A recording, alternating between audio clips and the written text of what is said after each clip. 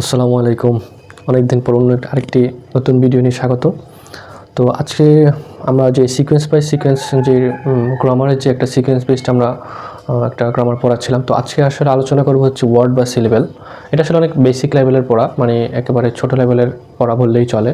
তো আসলে আমরা যেহেতু একদম বেসিক থেকে শুরু করতেছি, তো চেষ্টা করতেছি আমি যে একদম মানে কোনো গ্যাপ যাতে না থাকে, বেসিকের মধ্যে কোনো একটা পার্ট যেন মিসিং না যায়।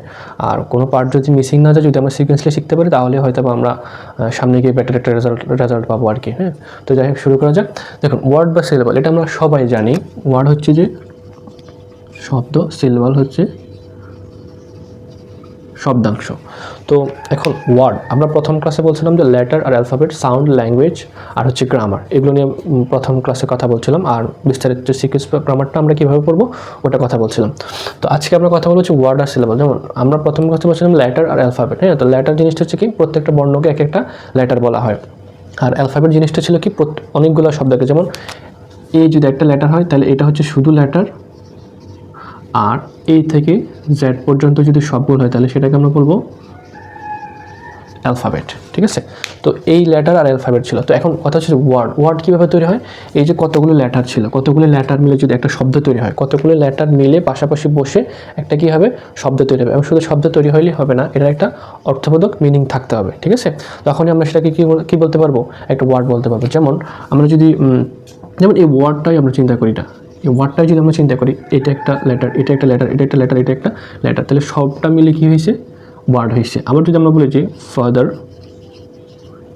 এটা একটা কি, letter letter letter letter letter letter, এই সবগুলো আমি কী হয়েছে, একটা শব্দ তৈরি হচ্ছে। তার মানে শব্দটা কীভাবে তৈরি হয়, অনেকগুলো লেটার একসাথে মিলে যেটা তৈরি হয় তার নাম হচ্ছে কি, শব্দ বা ওয়ার্ড।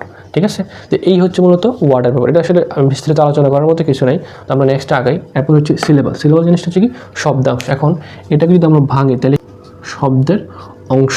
তার মানে জিনিসটা কি দাঁড়ায়, যে এই যে একটা ওয়ার্ড, আমরা যে ওয়ার্ডটা পড়লাম, এই ওয়ার্ডটাকে যদি আমরা ভাঙি, দুইটা ভাগে ভাঙি, তার মানে কি, এটা একটা শব্দের অংশ, পুরোটা একটা শব্দ যদি হয়, এই একটা পার্ট শব্দের অংশ, এই একটা পার্ট শব্দের অংশ, তখন এই দুইটা পার্টকে আমরা কি বলবো, সিলেবল বলবো। তার মানে কি, শব্দকে যখন আমরা ভেঙে ভেঙে পড়ি, ছোটোবেলায় যখন কী হতো, যে বড় বড় যে ওয়ার্ডগুলো ছিল ওগুলোকে আমরা কী করতাম, যে ছোটো ছোটো করে ভেঙে পড়তাম, কারণ আমাদের মুখে দিয়ে উচ্চারণ আসতো না। ওই জন্য আমরা কী করতাম, এই যে ওয়ার্ডগুলো ছিল এগুলোকে আমরা ছোটো ছোটো করে ভেঙে পড়তাম। ওই যে ছোটো ছোটো করার যে রূপটা, এটাকে কী বলা হয়, সিলেবল, যা আমরা বাংলা থেকে বলি শব্দাংশ। ঠিক আছে, তো সিলেবল এই গেল হচ্ছে সিলেবল। এখন সিলেবল কত প্রকার, সিলেবল হচ্ছে টোটাল 4 প্রকার।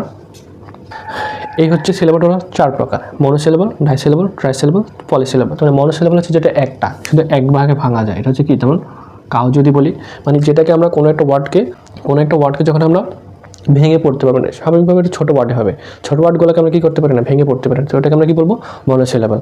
এরপরে ডাই হচ্ছে যেহেতু 2, তার মানে এই যে আমরা একটু আগে ফাদার পড়ছিলাম, এই যে ফাদার শব্দটা আছে, এই যে এটা বড় একটা শব্দ, এটাকে যদি আমরা ভেঙে পড়ি তাহলে এই যে ফাদার, দুইটা শব্দ হয়েছে, তার মানে 2 সিলেবল, তার মানে কি, এটা ডাই সিলেবল বলবো আমরা। ট্রাই সিলেবল হচ্ছে যেটাকে 3 ভাগে ভাঙবো আমরা, যেমন বলি ইউনিভার্সিটি। ইউনিভার্সিটি, এই যে একটা শব্দকে আমরা 3 ভাগে ভাঙলাম, 3 ভাগে ভাঙার পর এটা কি হয়েছে, ইউনিভার্সিটি। তো এটাকে বলবো হচ্ছে আমরা ট্রাই সিলেবল, যেটাকে আমরা 3 ভাগে ভাঙতেছি, মানে একটা শব্দকে যখন আমরা 3 ভাগে ভাঙবো এটাকে আমরা কি বলবো, ট্রাই সিলেবল। আর একটা হচ্ছে পলিসিলেবল, এটা হচ্ছে মানে একদম বড় যেটা, বড় শব্দ যেটা, এক্সামিনেশন, এর হচ্ছে 4 ভাগ। এর 4 ভাগ না, শুধু 4 ভাগের ওপরেও যদি যায় তাহলে আমরা ওটাকে কী বলবো, পলিসিলেবল বলবো। ঠিক আছে, তো এই হচ্ছে টোটাল সিলেবলের 4 প্রকার। ওয়ার্ড হচ্ছে কতগুলো লেটার মিলে যেটা তৈরি হয়, এটাকে বলে আমরা ওয়ার্ড। এবার যত ধরনের ওয়ার্ড আছে, ছোটো হোক বড় হোক, ওটার ক্ষেত্রে যখন আমরা আসবো তখন আমরা সিলেবলটা মানে সিলেবল দিয়ে পড়বো। সিলেবল জিনিস হচ্ছে কি, শব্দাংশ, মানে শব্দের অংশ। একটা শব্দকে বড় একটা শব্দকে যখন আমরা ছোটো করে ভাগ করে পড়বো তখন এটাকে আমরা কী বলবো, শব্দাংশ বা সিলেবল। তো এই যে সিলেবল হচ্ছে টোটাল 4 প্রকার: মনোসিলেবল, ডাই, ট্রাই, পলি। তো যখন ছোটো ওয়ার্ড থাকবে ওইটাকে অ্যাজ ইউজুয়াল নর্মালি আমরা মানে ছোটো ছোটো যে ওয়ার্ডগুলো থাকবে ওগুলোকে অ্যাজ ইউজুয়াল আমরা নর্মালি পড়ে ফেলবো। বড়গুলোকে যখন আমরা ভাঙবো, ওই ভাঙার অনুসারে আমাদের এটা ওই প্রকারের মধ্যে পড়ে যাবে। দ্যাটস ইট, এটাই হচ্ছে সিলেবলের অংশ, সিলেবলের কথা যদি আমরা বলি। ঠিক আছে, তো এখন আলোচনা করব, তখন আমরা ওয়ার্ড লেটার সিলেবল আলোচনা করেছিলাম, তো এখন আমরা কথা বলবো সেন্টেন্স বা বাক্য নিয়ে। তখন আমরা ওয়ার্ডে যে আলোচনা করেছিলাম তখন ছিল যে ওয়ার্ড মানে কি, লেটার, কতগুলো লেটার মিলে যেটা তৈরি হবে তাকে আমরা কি বলবো, ওয়ার্ড বলবো। আর সেন্টেন্স কীভাবে তৈরি হয়, সেন্টেন্স মানে আমরা কি দিচ্ছি, বাক্য।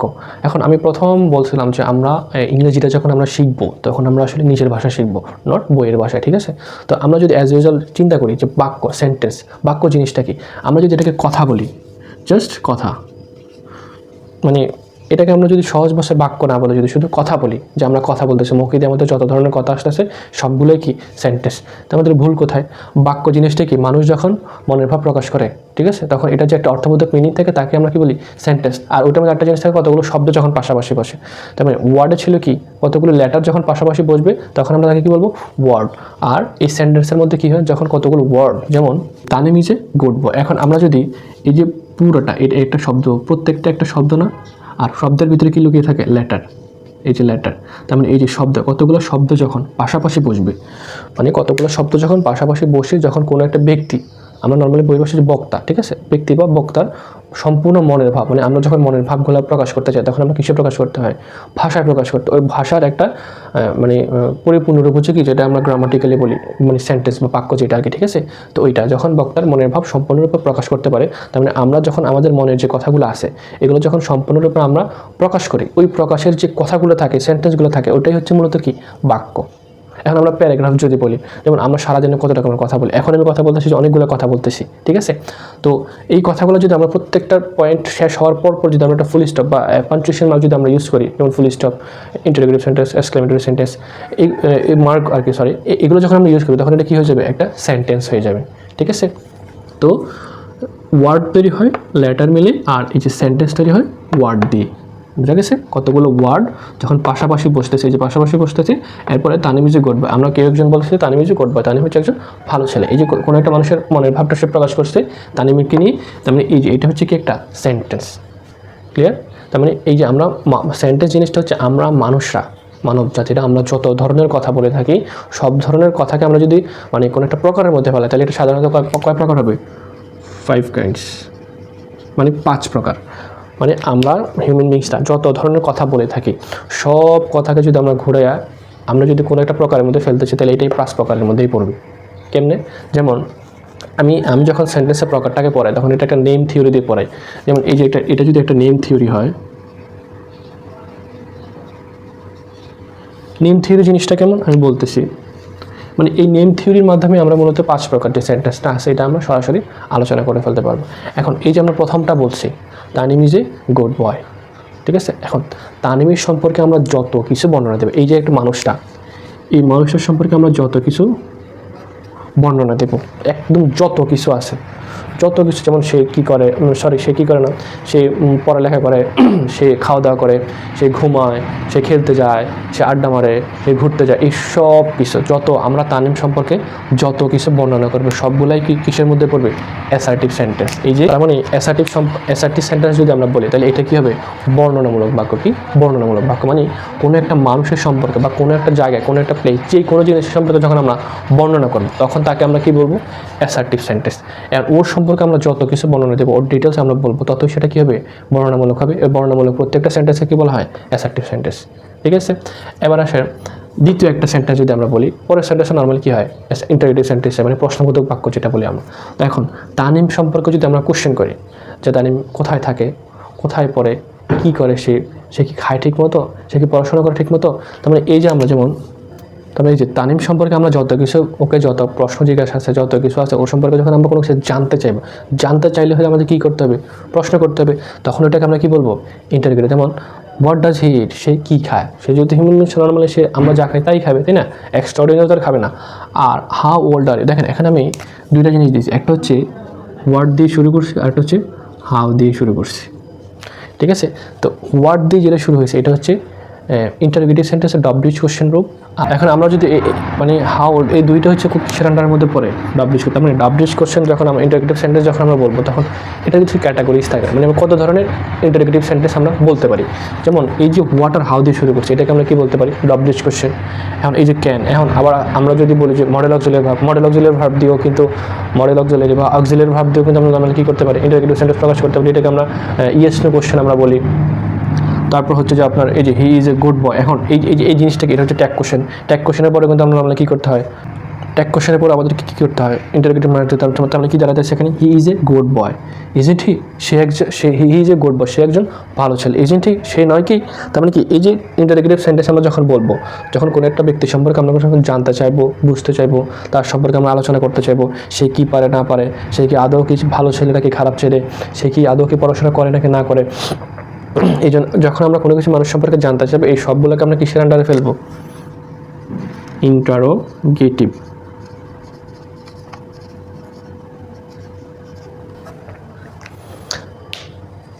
Interrogative sentence. তার মানে তানিম সম্পর্কে যখন আমরা কোনো কিছু বর্ণনা দিলাম, তার সম্পর্কে কোনো কিছু যখন আমরা বর্ণনা করলাম, তার ডিটেলস আমরা যখন বললাম কাউকে, তখন আমরা সেটাকে কি বলছি? অ্যাসার্টিভ সেন্টেন্স, মানে বর্ণনা করা। তানিম সম্পর্কে যখন আমরা কোনো কিছু জানতে চাইছি, যে সে কী করে, সে পড়াশোনা করে, তার বয়স কত, সে কি সাঁতার পারে কিনা, সে কি পড়তে পারে কিনা, তখন এই যে আমরা ওর সম্পর্কে জানতে চাইছি, জানতে চাওয়ার জিনিসটা হচ্ছে কি? প্রশ্ন করা। প্রশ্ন করা মানে কি? Interrogative sentence. বুঝা গেছে? তার মানে তানিম দিয়ে আমরা তানিম নেম থিওরির আমরা দুইটা পার্ট শিখে পেলাম, একটা হচ্ছে অ্যাসার্টিভ সেন্টেন্স, একটা হচ্ছে ইন্টারোগেটিভ সেন্টেন্স। তো এই দুইটা পার্টিকেল এখন আমরা আলোচনা করবো হচ্ছে তানিম নেম থিওরির যে থিওরিটা আছে, ওই থিওরিটার আসলে আমরা ওকে এখন ধরেন কোনো কিছু আমরা আদেশ করলাম, অনুরোধ করলাম, ঠিক আছে, যে তানিম দয়া করে মনোযোগ দিয়ে পড়ো, if you don't read attentively you will fail in the exam. তার মানে কি, সে যদি এখন মনোযোগ নিয়ে না পড়ে তাহলে সে কী করবে? ফেল করবে। আমরা যদি তামিমকে বলি, তানিম তুমি কি করো? যখন রাস্তা দিয়ে হাঁটবে, যখন ভিখারি দেখবে তাদেরকে সাহায্য করো। এই যেগুলো কী বলতেছে, এগুলো আমাদেরকে উপদেশ দিচ্ছে। এখন আমরা যদি তাকে আদেশ করি, এই যে এটা হচ্ছে উপদেশ দেওয়া। এখন যদি আমরা আদেশ করতে বলি যে প্লিজ স্টে ডাউন, তুমি শুয়ে থাকো বা নিচু হয়ে থাকো, বা প্লিজ ক্লোজ দ্য ডোর, দয়া করে দরজাটি বন্ধ করে। এই জিনিসগুলো হচ্ছে কি? আদেশ দেওয়া। তারপরে কি, তানিমকে যখন আমরা কোনো আদেশ বা উপদেশ দেব, আদেশ মোটিভেশন, পুরো লাইফ মোটিভেশন আমাদের, ঠিক আছে? মোটিভেশন ছাড়া কিচ্ছু নাই। মোটিভেশন দিতে থাকে, এদিক দিয়ে ঢোকে, এদিক দিয়ে বের হয়, এদিক দিয়ে ঢোকে, এদিক দিয়ে বের হয়, ঠিক আছে? তো মোটিভেশন দিতে জীবনের অর্ধেক শেষ হয়ে যায়। তো এটাও কাইন্ড অফ মোটিভেশন, ঠিক আছে? এই যে ইম্পারেটিভ সেন্টেন্স যেটা আছে, ইম্পারেটিভ সেন্টেন্সটা হচ্ছে মোটিভেশন সেন্টেন্স। যদি কেউ মনে রাখতে চায় তাহলে সেই মনে রাখতে পারে যে মোটিভেশন সেন্টেন্স হচ্ছে ইম্পারেটিভ সেন্টেন্স, ঠিক আছে?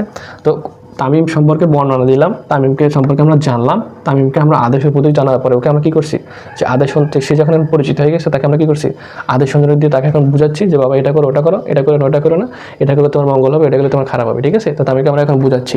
তো যে বুঝাচ্ছি, যে আদেশ অনুরোধগুলো দিচ্ছি, ওটা কিসের মধ্যে পড়ে? ইম্পারেটিভ সেন্টেন্সের মধ্যে পড়ে, ঠিক আছে? তো তামিম সম্পর্কে আমরা বর্ণনা দিলাম, বর্ণনা দেওয়ার পরে তামিম সম্পর্কে আমরা, যদি ইন্টারোগেটিভ সেন্টেন্সটা আগে হতো তাহলে ভালো হতো, তাহলে তামিম সম্পর্কে আমরা জানতাম, জানার পরে তার সম্পর্কে আমরা বর্ণনা দিতাম, ঠিক আছে? বর্ণনা দেওয়ার পরে তাকে আমরা বুঝাইলাম যে বাবা এমনি মনে করো, এমনি করলে ভালো করবে, এমনি করলে খারাপ হবে, ঠিক আছে? আদেশ অনুরোধ দিলাম, মোটিভেশন দিলাম তাকে আমরা, দেন এবার তার জন্য আমরা দোয়া করব, ঠিক আছে?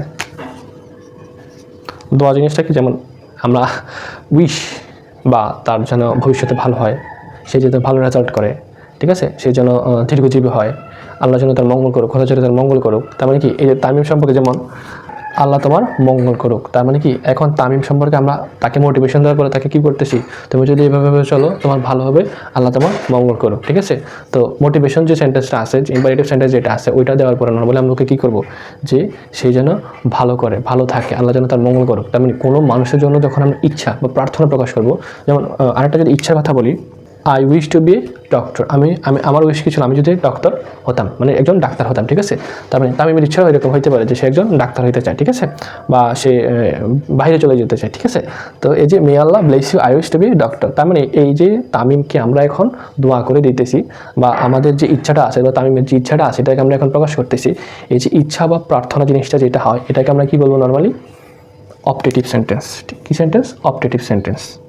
তো নেম থিওরির যে ব্যাপারটা, তামিম সম্পর্কে আমরা বর্ণনা দিলাম, যদিও এটা আগে হইতো, ঠিক আছে? তামিম সম্পর্কে আমরা জানবো, জানার পরে তামিম সম্পর্কে আমরা বর্ণনা দিব, অ্যাসার্টিভ সেন্টেন্স। বর্ণনা দেওয়ার পরে ওকে আমরা মোটিভেশন দিব। মোটিভেশন দেওয়া হচ্ছে যেটা আমরা কী বলে, আদেশ অনুরোধ, ঠিক আছে? এটাকে আমরা ইম্পারেটিভ সেন্টেন্স বলবো।